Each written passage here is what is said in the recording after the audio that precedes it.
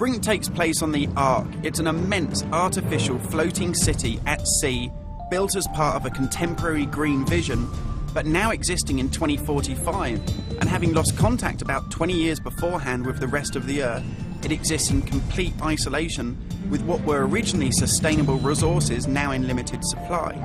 The result of this is that competing social factions have been thrown into an isolated and horrific conflict.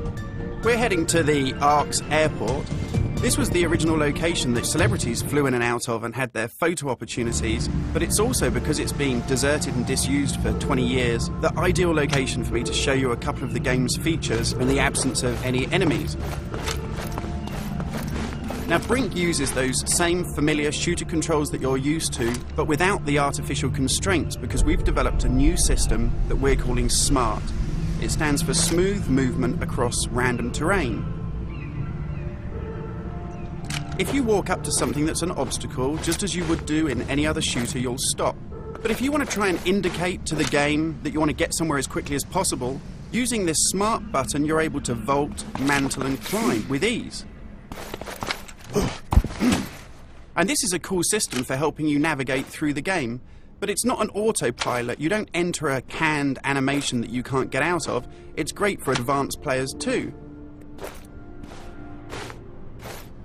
If you're approaching an obstacle like a security sensor, and you want to make it through that obstacle without perhaps alerting the enemy to your presence, you could just look up and you'll mantle up and over that automatically.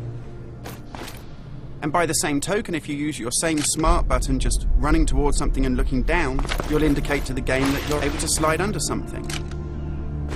And this is really important because in Brink, we want you to be able to make tactical decisions about where you go and how you play.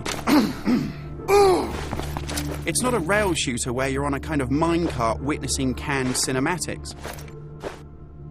And that's important too, because in Brink, irrespective of whether you play offline or online, you can create a cool identity for yourself that really reflects how you want to play the game. So in Brink, you take on a combat role that suits your preferred playing style, whether you're on the front line attacking the enemy or perhaps at the rear doing support.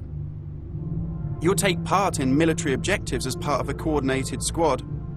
And when you complete these successfully, you'll earn experience points that allow you to unlock cool upgrades for your weapons, really cool abilities that suit the way that you want to play, and also cool outfits that reflect what a badass you are. And you can do this irrespective of whether you play offline in traditional single-player style mode with no internet connection, or play cooperatively with up to 7 friends, or go online and play fully where the entire game is full of strangers.